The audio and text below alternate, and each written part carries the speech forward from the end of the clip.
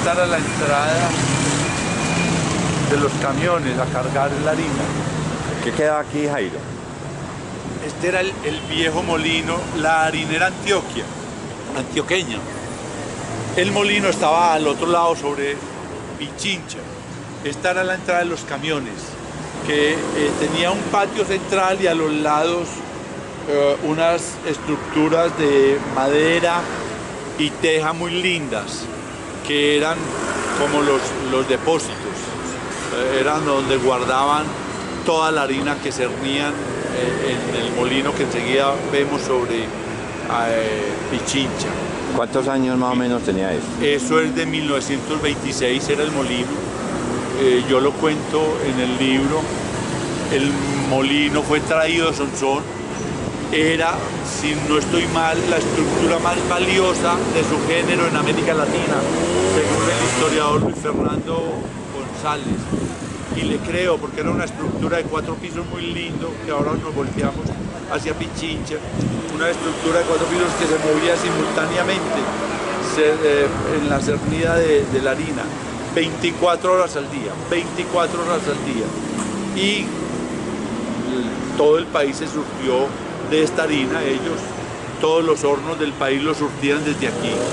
Es una estructura que arquitectónicamente puede que no haya sido muy valiosa, pero de todas maneras era la memoria de buena parte de la ciudad. Yo no sé, no entiendo por qué los gobiernos se quedan sin, como los gobiernos no respetan esa memoria, yo no lo he podido entender. Ese sería un sitio turístico hoy en Medellín y sería un sitio de los más visitados si hubieran tenido visión, no solo estos constructores de bodegas de Guayaquil, sino la municipalidad.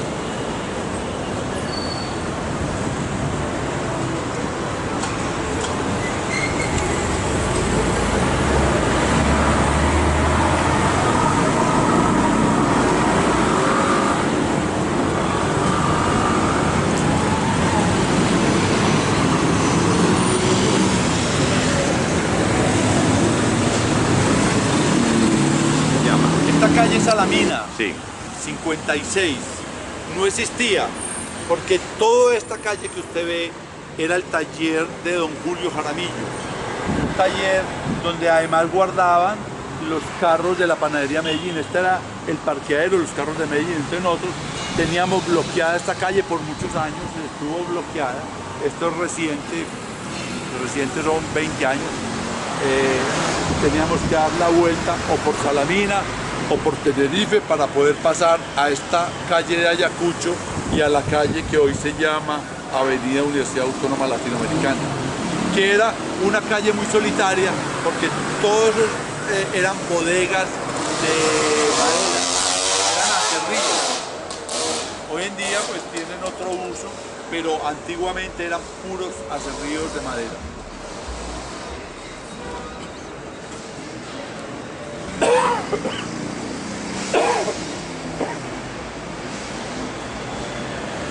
A nosotros nos tocó la negociación de este edificio, lo compró un viejito del Oriente. ¿Y este edificio qué es? Contame. Era el colegio Pedro Justo Berrío. Sí. Y cuando lo vendieron en 800 millones de pesos. Hicieron la negociación allá en las mesas del bar de nosotros, en el bar San Cristóbal. Allá negoció el viejito 800 millones. Y todo Guayaquil, o todos estos comerciantes de Pichincha con Faciolince, se asustaron que por caro. ¿Cómo ese viejito está loco? ¿Cómo compra eso por 800 millones? Y a los 4 años lo tuvo durante 4 años como depósito de materiales. Un depósito pues muy insignificante, pequeño. El viejito lo engordó, lo vendió a la policía en 4.000 millones de pesos. Y ahí sí dijeron, ve, el viejito no estaba loco, sabía para dónde iba. Y todavía era barato, 4.000 millones. Se lo ofrecieron a la Autónoma. Jairo Uribe en esa época, rector, le pareció que era muy caro. Hoy debe estarse revolcando en la tumba, porque cualquier precio que hubiera dado por ese edificio era barato. Eso hubiera sido la Universidad Autónoma actual. Pero fueron señores sin visión de negocio. Vení, aquí todavía queda lo del molino, ¿todavía es esto? No, no queda ahí, no el nombre. El nombre. Ni el nombre, porque se llamaba harinera antioqueña y le pusieron molino viejo. El edificio, todavía allí sí quedan restos del edificio.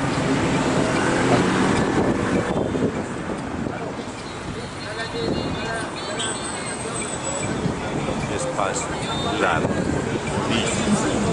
Recréate en arquitectura también. Bueno, hablando de el edificio al frente, ¿cuál es? Vení. Si querés. Ah, bueno, ese es el bar Bola Bola. Sí. Que fue el tercer bar que mi papá tuvo en su vida. Ese bar le dio todo lo que él logró conseguir después, sus fincas en Caramanta y sus casitas para la familia, y con eso vivió. Y después compró este de la esquina, que era el bar San Cristóbal. Era un bar que estaba en decadencia, mal administrado, y él lo compró y lo volvió a parar. Este bar en los años 50 fue famoso porque ahí tuvo las mejores prostitutas que traían de Pereira y Cali a Medellín, pasaban primero por este bar. Aquí las adiestraban en el manejo de la clientela y luego las llevaban a Lovaina, porque el dueño del bar tenía casa de citas en Lovaina. ¿Esta calle cuál es? Esta es Pichincha, famosa en Medellín. Por aquí pasaba medio Medellín para desembocar hacia el poblado. Era la única vía que tenía de salida del poblado hasta este Medellín. Entonces, en este bar, que la puerta principal era la de la mitad, donde está esa ventana, esa vidriera. Y donde está esa puerta era una barra de Guayacán, donde vimos pasar a medio Medellín. Desde adentro veíamos pasar a medio Medellín a través de esa barra. Y en esa barra, afuera, me sentaba yo en banquitos a gastar la tarde cuando era empleado de la gobernación, después de la Biblioteca Pública Piloto, después cuando fui empleado incluso del ITM. Algunas noches me acercaba ahí hasta que cerraban, porque yo era muy solidario pues con el hermano que era el que administraba el bar, el hermano menor, que fue el último que lo administró. Cuando él emigró a Estados Unidos, pues ese bar se arrendó a uno de sus trabajadores, y ese trabajador hoy en día tiene este barcito Bola Bola. Compró ese barcito Bola Bola. Fueron trabajadores todos que consiguieron plata a la sombra de los hermanos y de mi padre. Contame, ¿el Bola Bola todavía funciona o no? El Bola Bola todavía funciona. Una lástima que hoy 31 de diciembre esté cerrado, porque nos hubiéramos podido tomar ahí un tinto. Era un bar muy importante. Ahí enseguida quedaba el transporte nariñense. Sí. Y aquí enseguida del bar San Cristóbal quedaba Belmira y San Pedro, eran zona de flota. Allá donde está Antonio Peláez era la panadería Medellín, muy famosa en la época porque surtía a medio Antioquia con su parva. Era de unos judíos, don Carlos, lo menciono en el libro también.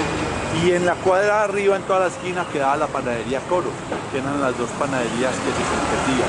Buenas panaderías, eran panaderías de 300 obreros en la época.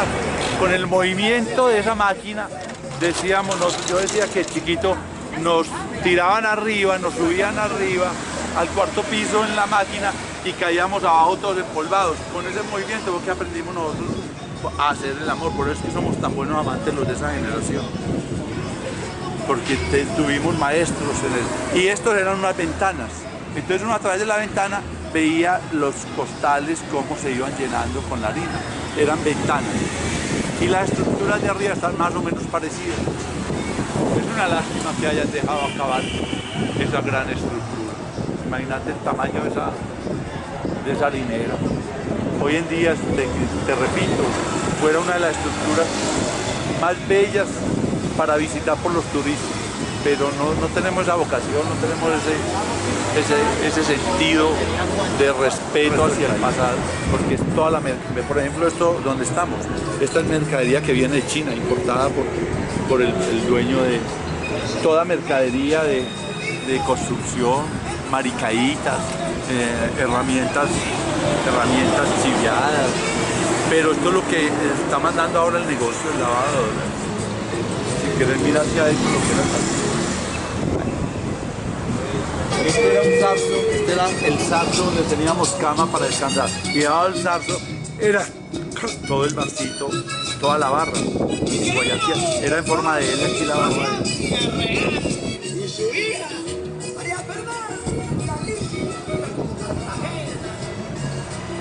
Se llama el Bola Bola. Ahora, ¿qué hay ahí entonces? Ahí está la policía, Sí. la MEVAN, la Metropolitana del Valle de Aburrá. Y al menos no lo han tumbado, ¿no? No, es que es imposible, ya eso es patrimonio. Y la policía sí es un poco más cuidadosa con eso. ¿El Buen Tinto dónde Mira. quedaba? Mira, Faciolince, carrera 56, Sí. Faciolince con Pichincha 42. Por Para mí esa nomenclatura es imborrable. Y quisiera que los descendientes la tuvieran siempre como referencia, porque es que aquí pasamos toda la vida nosotros. ¿Por qué llegué tan contento a la Autónoma? Porque yo siempre entendí que uno daba la vuelta. Uno termina donde empieza. Aquí empecé yo, aquí vamos a terminar.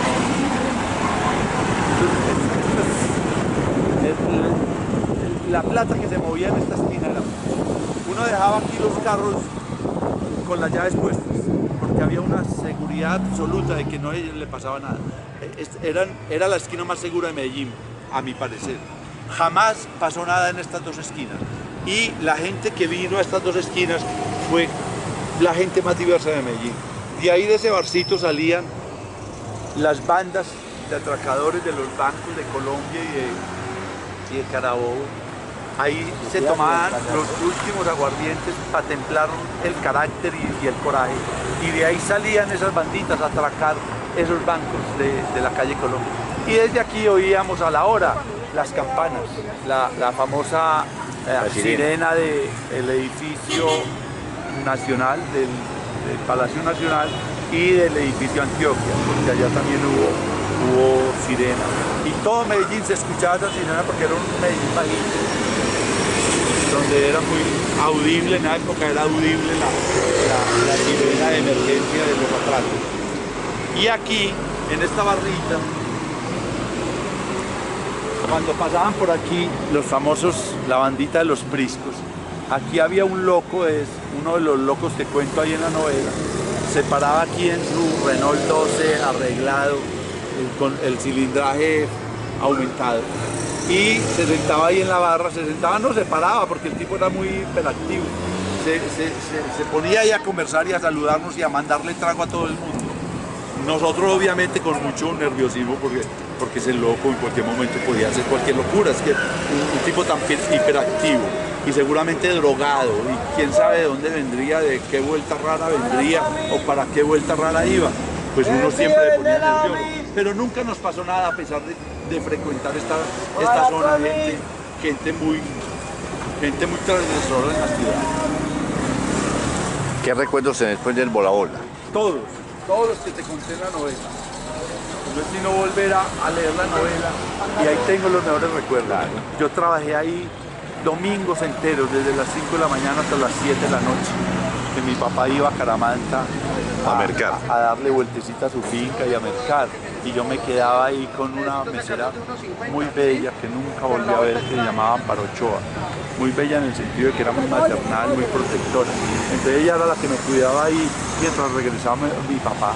Y yo me quedaba todas las tardes ahí oyendo el partidito de fútbol, era el entretenimiento mío, o jugando billar con algún pato, porque de todas maneras los domingos eran un poco solos. Había movimiento en la mañana y al final de la tarde que llegaban las flotas del transporte de San Pedro y Belmira. Y entonces siempre había uno que otro movimiento, pero en el día era muy solo. Un domingo era solo. Lo que pasa es que por costumbre había que abrir los bares los domingos, era un servicio que prestábamos nosotros.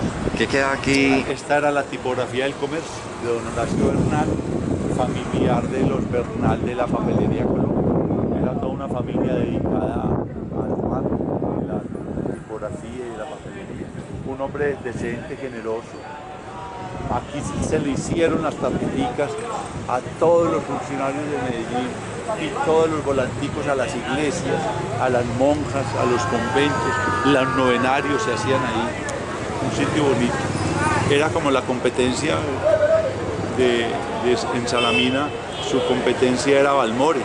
Ahí donde estábamos sentados ahora a la vuelta era la tipografía de Balmore, donde se hicieron los primeros libros famosos de Medellín. Ahí quizás se hizo el Coronel no tiene quien le escriba, que fue la que compró Alberto Aguirre. Sí, ahí posiblemente creo yo que se imprimió porque Balmores le imprimía a todos los intelectuales de Medellín. Todo Urabá llegaba aquí. ¿En qué parte quedaba? Ahí. Aquí en este donde están las 3 puertas. Sí. Enseguida el Administrador restaurante. de Transportes de Urabá, un hombre prestante en la ciudad. A ver, Transporte de Urabá quedaba aquí. Quedaba en este edificio. ¿Qué año? Eso es finales del 70. Y ¿El señor cómo se llamaba? Horacio Suescún, que era el contador, recibía plata a interés de aquí de la gente de la zona. Y era un hombre que pagaba el 10%. Un hombre muy gastón, bebía en el bar, muy querido, muy decente. Y de un momento a otro se desapareció con la plata de todo el mundo. A mi papá inclusive se le llevó buena plata. Eso fue un golpe económico duro para él. Fue tal vez, que yo recuerde, la primera pirámide que estafó a tanta gente en Medellín, por lo menos, que tuvo que ver con nosotros, mucho antes que Félix Correa. Este señor nos estafó y nunca se volvió a saber de él. ¿A dónde fue? Se fue a vivir con la plata de toda la gente de Guayaquil.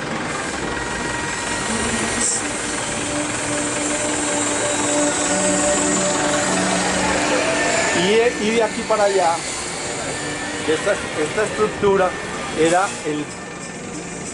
el bar industrial, un barcito que no fue muy exitoso para mi padre. ¿Por qué? De aquí, no duró mucho, era un bar que no como que no atraía a la clientela, era un bar muy gris, no sé. Pero tenía Y de aquí saltó al bar Bola Bola. Un bar que no pudo acreditar mucho. Duró un tiempo después el barcito en manos de otros administradores o otros dueños, pero terminó finalmente en lo que es ahora el centro de la quincallería de Medellín.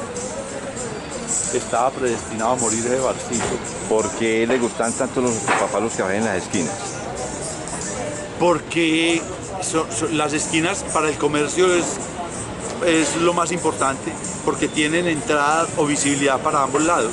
Entonces en las esquinas siempre hay mucho más movimiento que un cafecito en el centro. Es obvio, mucho más atractivo un local de esquina que un local en la mitad de la cuadra.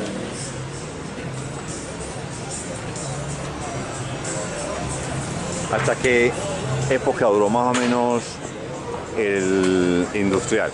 Este industrial murió rápido en el 70. Sí. Sí. ¿Cuánto tiempo lo tuvieron? No, aquí no estuvimos, yo no me recuerdo más de 2 o 3 años aquí en esta esquina. Sí. Porque mi papá rápidamente encontró la forma de negociar el Bola Bola. Sí. Entonces se pasó al Bola Bola y luego al San Cristóbal. Y esos 2 bares eran muy exitosos. Entonces mi papá se llevaba obviamente la clientela para allá y hacía, pero era porque hacía un muy buen café. Entonces por eso la clientela desde esta esquina viajaba hasta allá. Incluso don Eliseo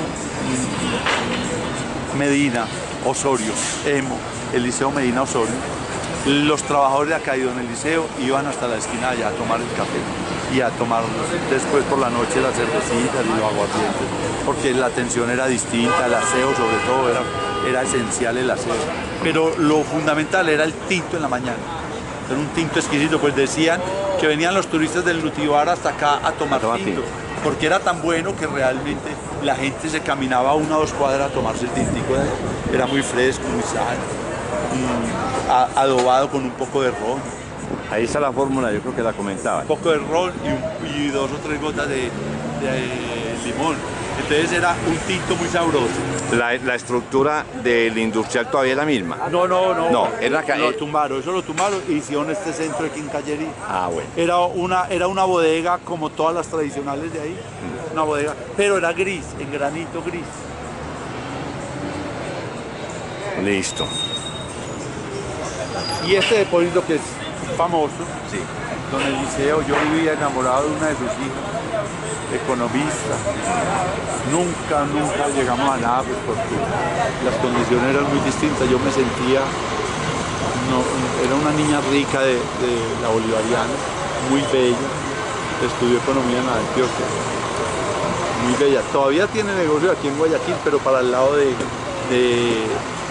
San Benito. Tiene negocios, gente toda muy negociante, estos de los hijos de don Eliseo Moreno. Esta es Maturín, que también era una vía estrecha de edificaciones de un piso, depósitos, madera, ferretería, Y aquí en la esquina donde está la sede del metro, la estación del metro, era el Banco de Bogotá, el primer banco que yo recuerdo aquí en esta zona. Nosotros teníamos cuenta corriente ahí, incluso mi papá, muy pinchado y muy orgulloso, le abrió cuenta al hijo mayor, a su hijo mayor, cuando todavía estaba en cuarto de bachillerato en el Liceo Antioqueño, para que pagara los mecatos a punta de chequera. Entonces, claro, era un muchacho muy orgulloso porque tan joven y con chequera, pero esos lujos se los daba un papá venido de Caramanta y con cierto respiro económico aquí en la ciudad, gracias a los barcitos y a su trabajo pues muy constante en las fincas, después de que pudo volver a Caramanta.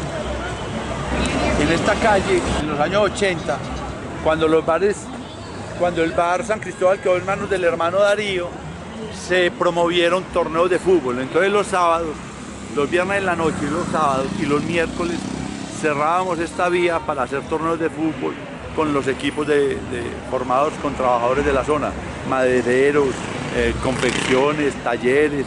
Nosotros el mismo bar patrocinaba un equipito.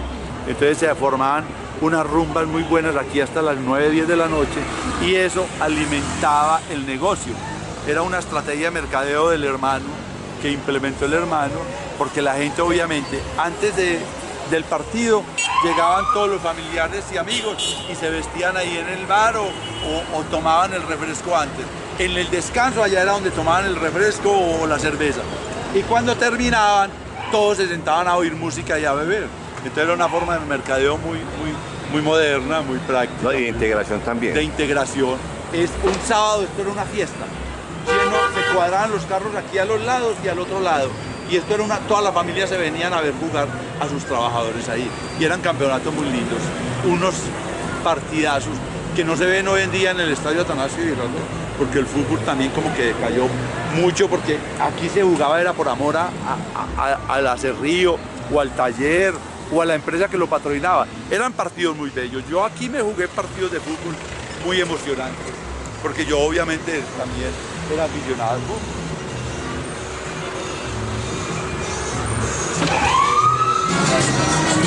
Esto es Tenerife.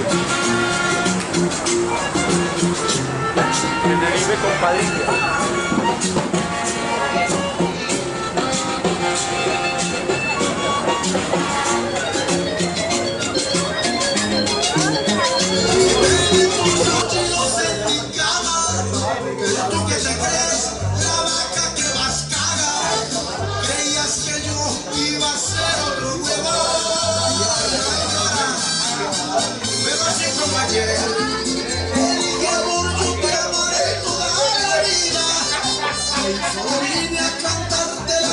Todo el pasado, todos los años 60 y 70. Todos los años 60 y 70 en Guayaquil, porque este era el ambiente que se vivía un 31 de diciembre, aunque hoy está un poco calmado aquí, pero incluso con las maquinitas que ya son una época más moderna, son los 80, 84, las maquinitas de juegos que emplazaron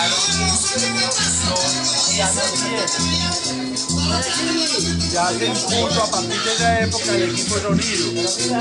Es una lástima porque se cambiaron los burlis por las máquinas tragaperros, y eso es otra decisión para los campesinos.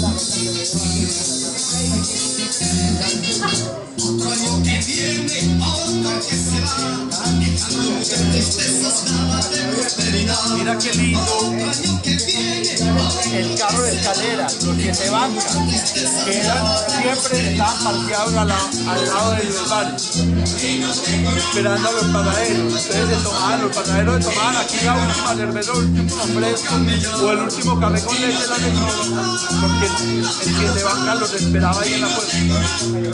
Para ahí. Está saliendo de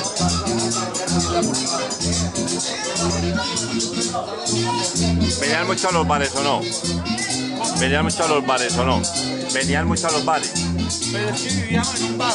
Pero trabajando no a parrandear. No, nosotros teníamos nuestro propio bar. Entonces nosotros no frecuentábamos los demás bares. El hermano sí frecuentó mucho. Darío. Darío, porque era muy loco. Y cerraba el bar propio para ir a beber a otro. Y ya la clientela la echaba para ir a ver con una prima, una compañera o con un primo a otro bar. Pero nosotros no. Mi papá no. Con el que uno era suficiente.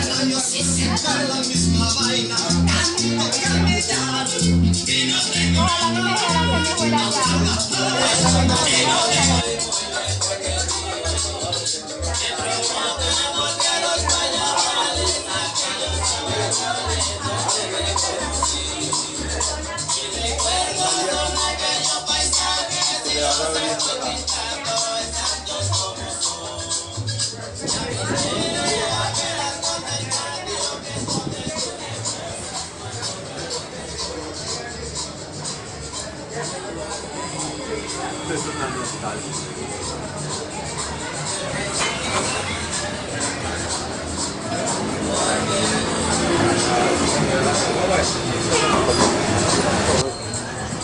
Todo el barrio era así. Yo me acuerdo. Mira arriba las columnas y todo el barrio era así. Se conserva. ¿Esta cuál es? ¿Esta calle? Esta es Padilla. Padilla, la que Padilla sube. con Tenerife. La que sube es Padilla. Entonces yo venía del bar, vos ves que yo hacía en zigzag.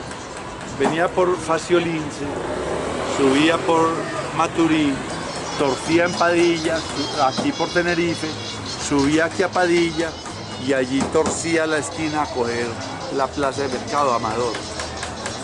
Aquella, si mal no recuerdo, es Cúcuta. Ya sí, a ver, Tenerife, Cúcuta. Esa es Cúcuta. Y allá volteábamos a coger Amador. Pero como ves, se llenaron de edificios, lo que llaman los sanandresanos, empezaron a echar cruces. Decía un trabajador de la zona hace poquito, me decía, cuando los sanandresanos empezaron a echar cruces, ¿qué es? Hacer edificios y a cruzarlos con pasadizos por arriba o por debajo para poder movilizar rápidamente toda su mercancía y su gente. Entonces mira, esto es tal vez de las últimas estructuras que estamos viendo en Guayaquil. Dentro de poco me imagino esas torres ahí en esas esquina. ¿Esta también o no? Esa sí, aunque está reformada. El primer piso era como este, pero veo que lo reformaron. Y allá al fondo veíamos siempre la iglesia de Jesús. ¿Ese es el Jesús Nazareno? Del Sagrado Corazón. ¿Usted? Porque la de Jesús Nazareno es la de el hospital. La iglesia. La del hospital. La del Hospital General. Esas eran las edificaciones. Las edificaciones de los 60. Esto estaba en esa época. Esto estaba en los años 70, esa edificación. Y el pasaje Sucre quedaba ahí al frente. Era el Café Buen Tinto. Mira la estructura, ya la veo pequeña, pero en esa época yo veía esa estructura altísima. Y eran dos puertas. No tenían esas tablas. El café se podía ver a través de la reja.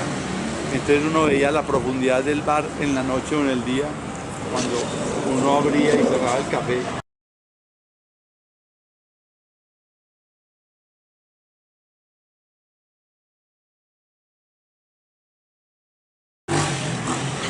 El pasaje Sucre, que quedaba exactamente al frente del bar, era una estructura que a mí personalmente me gustaba, con unas rejas de hierro muy bellas, altas. Para mí había una cierta semejanza a una capilla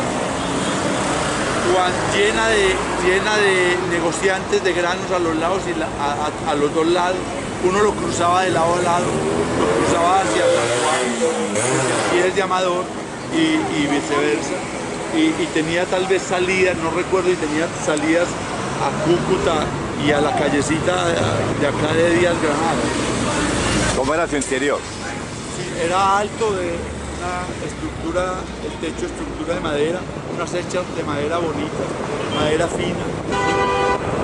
Cuando llegó el deterioro del pasaje Sucre, nosotros, una arquitecta que trabajaba en Pactarín en esa época y yo, presentamos un proyecto al alcalde de la época para convertirla en Ciudadela del Arte. No sé qué otros intereses primaron, pues lo tumbaron y quedó esta biblioteca de EPN, que de todas maneras también le da un cierto importante a la ciudad. Bueno, volvamos allí Esa estructura volvamos al Puentín.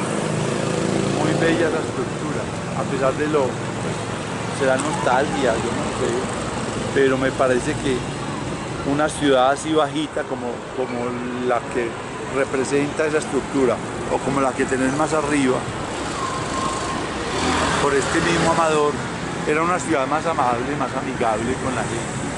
Era una ciudad, pero de todas maneras la diferencia de 50 metros para una memoria de tantos años. Contame ¿qué más te acordás del Puentín? Del Bola Bola, del Buen Tico. No era un café que era de don Gabriel Mejía, un industrial de Medellín, el dueño del café Don Quijote. Creo que un buen café en la ciudad, la marca del café era lo que hacía de estos bares sitios de reunión de la gente. Los abarroteros de al lado todos venían a tomarse el tinto ahí en la mañana o en la tarde y en la noche terminaban ahí bebiendo. Toda esta calle era de puros abarroteros. En esa esquina recuerdo que era la agencia de un señor Roldán, un hombre respetable del sector, y en la mitad era la agencia de un señor Echandía, un hombre muy elegante que atendía de corbatas y con mangas de estas como de despachadores de trenes. ¿Cómo llaman las mangas? Como unas mangas falsas para no ensuciar su camisa. Eran señores todos muy respetables, gentes pudientes, buena gente, muy pudientes. Me imagino que ahora son los grandes distribuidores de granos en la plaza mayorista, porque todos ellos emigraron hacia la mayorista. Eran distribuidores grandes, bueno, eso era permanentemente, eran locales llenos de gente mercando por los costos. Mercaban más fácilmente aquí que dentro de la plaza, porque había mejor atención y mejor calidad. La estructura era como la que ves allá, que todavía se conserva la estructura café. De ventanas simétricas y pequeñas como las que hay aquí, la verde, eran todas así, de estructura de lado y lado. Los abarroteros llenaban los dos costados. Una calle de mucho movimiento. ¿Qué había aquí? Llena de transportes, llena de camiones descargando y cargando mercancía. ¿Qué había aquí? También, la misma estructura allá, todo esto era abarroteros tanto por la calle como por la carrera. Y una calle repleta de camiones y flotas de transporte comunitario.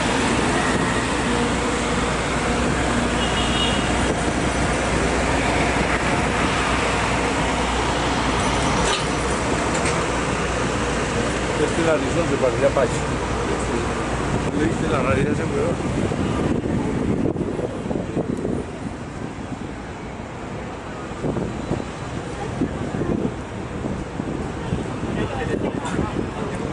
Jairo, entonces estás contento por el nombramiento, ¿no? Para el Instituto de Cultura Departamental. No. Yo, si me nombran, es un honor que llega muy tarde.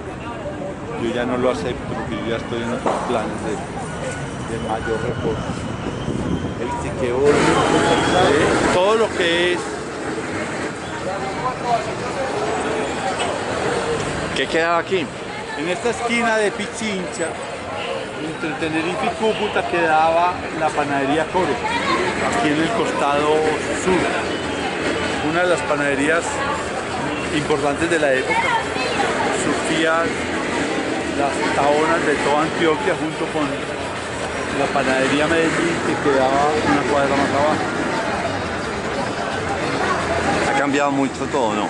Ha cambiado mucho, sí, mucho. Esto era una zona de grandes empresas, grandes entre comillas, porque eran empresas de 300 empleados, de 300 trabajadores moliendo allá y fabricando el pan, vendiendo ahí, vendían unos recortes más sabrosos.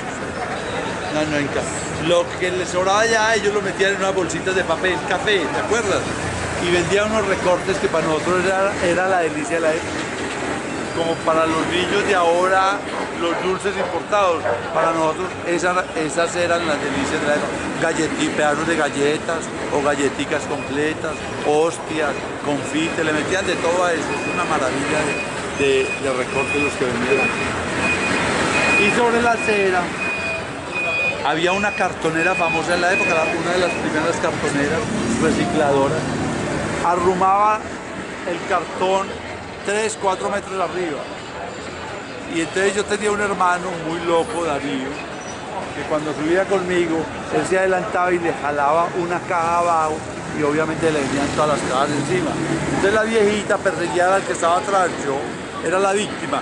¿Te imaginas a Jairo Osorio corriendo pichincha arriba hasta el edificio de el Lake, que es ahora el edificio de Hollywood, a coger el carro de Campo Valdés huyendo a esa viejita con un machete detrás?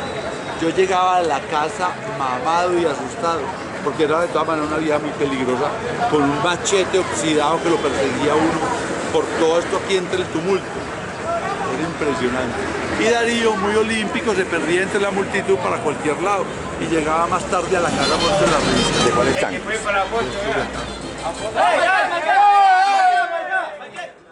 Ay, no jodas, ven invitado.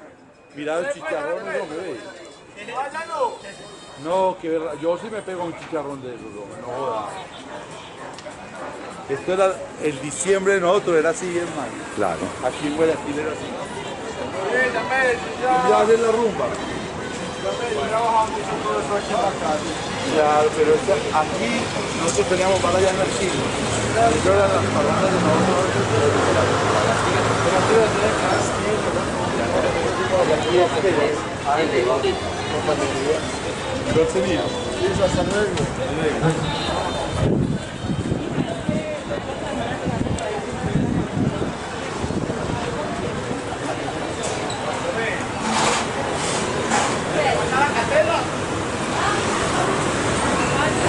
Tenía unas ganas yo de un chicharrón de huevo. No, ahora pues no lo comemos. Mira. El Pedro Justo de Ríos.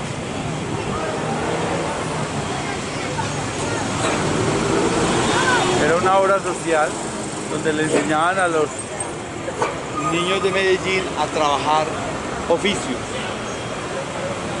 Heredera de las primeras escuelas de artes y oficios del país.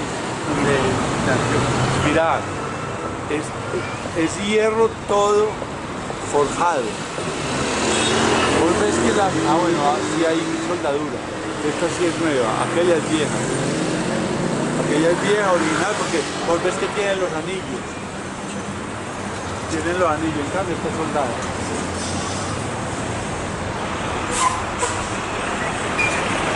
¿Cuántos años tiene ese edificio? Este edificio es centenario. Este edificio es centenario.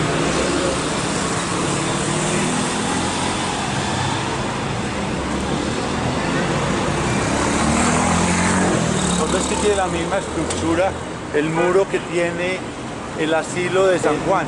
De este edificio de Antonio J. Peláez e Hijos era la antigua panadería de Medellín. Reformaron la fachada, pero esa era la estructura básica. Las puertas abajo y una gran portada para entrar los camiones a surtido. ¿Por qué te acordás tanto de la panadería Medellín? Porque el vecino, el dueño de don Carlos, era cliente de nosotros en el bar Por la Bola. Era un hombre religioso del tintico en la mañana y en la tarde. Y sus hijos también. Y porque nosotros veníamos ahí a comprar la parva, o ya sea para la casa o para el negocio. Pero es que éramos vecinos, mira, nos separaban 30 metros. Muy importante. Entre la panadería Medellín y el bar quedaba la flota nariñense. La flota, que eran unos camiones. De Caramanta no es. Ah, de No, Nariñense, sí. aquí en Nariñense, en el Bola Bola los vecinos, en el Buen Tinto los vecinos era la flota Caramanta. Y en el San Cristóbal los vecinos era San Pedro Belmiro. Y más hacia la mitad de la cuadra por Faciolince quedaba la empresa todo ese cuarto piso y el tercero era de muchachas de Medellín cosiendo permanentemente. ¿Cómo se llamaba? Muchas veces hasta de noche. ¿Cómo se llamaba las confecciones? No, le decíamos las confecciones, no recuerdo el nombre, pero era, sí recuerdo que la mitad era unas escalas empinadísimas, que uno corría riesgo de caerse subiendo, bajando con el domicilio. Ahí yo llevaba mucho domicilio de niño y siempre había ese riesgo. Una o dos veces recuerdo que rodé por esas escalas, pero porque eran muy empinadas. Vos todavía las podés ver, desde afuera las podés ver empinadas, porque se conserva el edificio, ese sí se conserva tal como heredamos todos los permisos.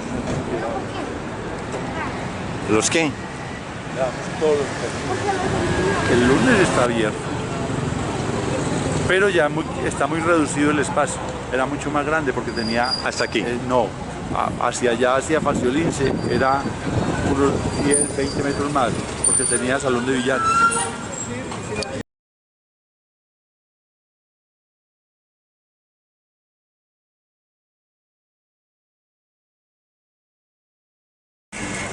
Harinera antioqueña. Sí. ¿Entraste muchas veces ahí? Tenía inclusive el aviso allá, yo creo que lo deben conservar adentro todavía. Creo que lo he visto adentro, si querés venir recorramos que está adentro el avisito, creo. Y era una sola estructura en madera la interna, todo era en madera. Ese edificio no era patrimonio. Era patrimonio, pero miran lo que quedó. Ay, La plata, la comisión a los urbanistas y a los burócratas les hace cambiar las decisiones.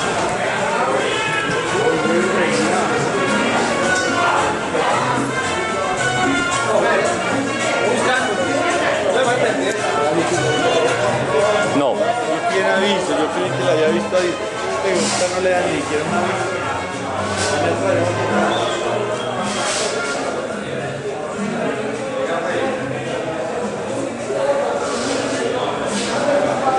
Este era el patio de escasa. Ah, sí. Y a los lados eran corredores, techo de teja. ¿Dónde quedaba el molino? El molino quedaba aquí, en esta esquina. Sí, el edificio ahí. que vos fotografiaste. Ese era el molino y esto era todo un depósito de carga. Pero destapado en la mitad y a los lados sí había techo. Incluso hasta hace poco, hasta el año pasado, se conservó un poquito la estructura.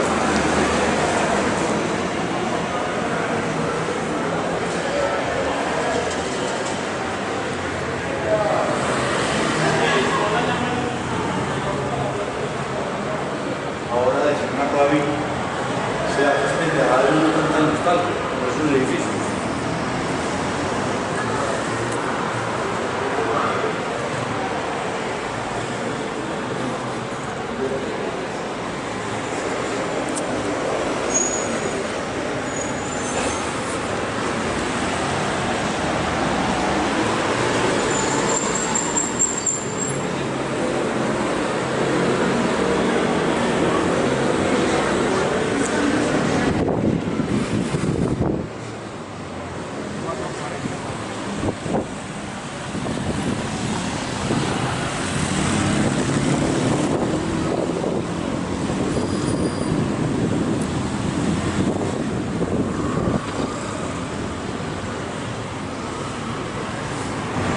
Sí.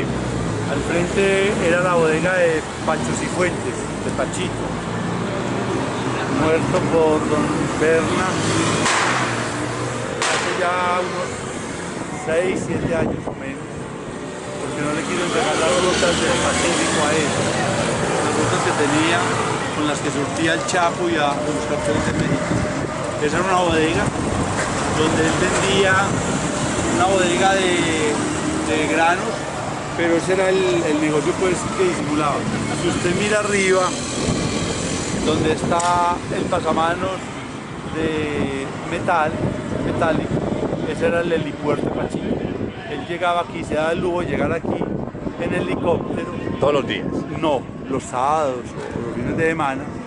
Y no existía ese edificio del Molino Viejo, que era donde estaba la harinera. Entonces desde la policía veían perfectamente la llegada del helicóptero. Pero Pachito no se preocupaba con eso, porque Pachito tenía de todas maneras cooptada la policía a su favor. Era una bodega donde muchos generales se mantenían ahí tomando tinto diariamente. El director de la MEVA y muchos generales. Ya es de público conocimiento de eso. Santoyo fue condenado por ese caso. Santoyo era uno de los amigos de él. Y un general que ahora está en problemas, un general de la policía que ahora está en problemas este diciembre precisamente, porque empezaron como a remover en su pasado todas las amistades indebidas que tuvieron en su vida. Pachito llegó a manejar 5.000 sicarios en Medellín. Dicen que heredó todos los sicarios de la organización del obispo. Y ese fue el gran poder de Pacho. Despachaba desde el mismo aeropuerto La Herrera, tenía 7 hangares. Despachaba desde el mismo aeropuerto La Herrera y decían los socios y los amigos, es que Pachito no tenía problema porque despachaba la mitad para él y la mitad para la DEA. Decían que trabajaba en la torre con la DEA. No sé si es verdad o no, pero el hecho es que Pachito siempre fue un hombre protegido aquí en el mundo. Y un hombre que trabajó independiente. Los malos cronistas e investigadores de la mafia dicen que Pachito fue piloto de Pablo Escobar. Eso es falso, Pachito siempre fue un hombre autónomo. Por eso don Berna lo sacó del negocio, porque era un hombre que no obedecía a jefes y a estructuras orgánicas. Él era su propio jefe. Pachito fue un hombre muy rebuscador desde los 16 años, empezó a trabajar en un negocio. Cuando le limpiaban los carros al tío Alfredo Gómez aquí en Camacol, él conoció el trabajo en el rodaje. Y él se ufanaba, ahí mismo me lo contaba, él se ufanaba de que fue el primer hombre que entró pasta de coca a Medellín a través de la frontera del Ecuador, en camiones de papa. Traían papa y entre la papa camuflada o en los dobles fondos de los camiones metían pasta de coca que traían de Bolivia y del Perú. ¿Cómo llamaban en esa época eso aquí? No, nunca tuvo nombre. No. Era simplemente una bodega ahí. De granos. De granos que él tenía ahí por ninguna, pero era su oficina. Esa era su oficina. Ese edificio llegó a tener una caleta donde cabía una volqueta completa. ¿Cómo era de grande la caleta? No. Aquí en el local no. Pero lo llegaste a ver personalmente. Después con Manuel Mejía, en alguna de las rumbas de Manuel Mejía, en la Piloto, antes o después del periodo de la Piloto, sí lo consigue. Tal vez lo tengo en algún archivo. Él se reunía mucho con Manuel en esas cuerdas, con Leonardo Álvarez, con Darío Ruiz, Orlando Mora, Oscar Jaramillo. ¿Cómo era Pero él? aquí no lo conocí, aquí no lo recuerdo. ¿Cómo era él? ¿No te acordás? No, un hombre blanco de mediana estatura, tal vez de mi edad, de mi estatura, un hombre blanco, Amable. con pequeñas entradas aquí en las frentes y peinado tal vez hacia atrás, creo. Pero esta era una tipografía de donde salieron muchos y muy buenos libros para el país. Tipografía de don Horacio Bernal. Surtían a la papelería Colombia. Y era una callecita muy sola, muy tranquila, porque aquí no desembotellaba tráfico.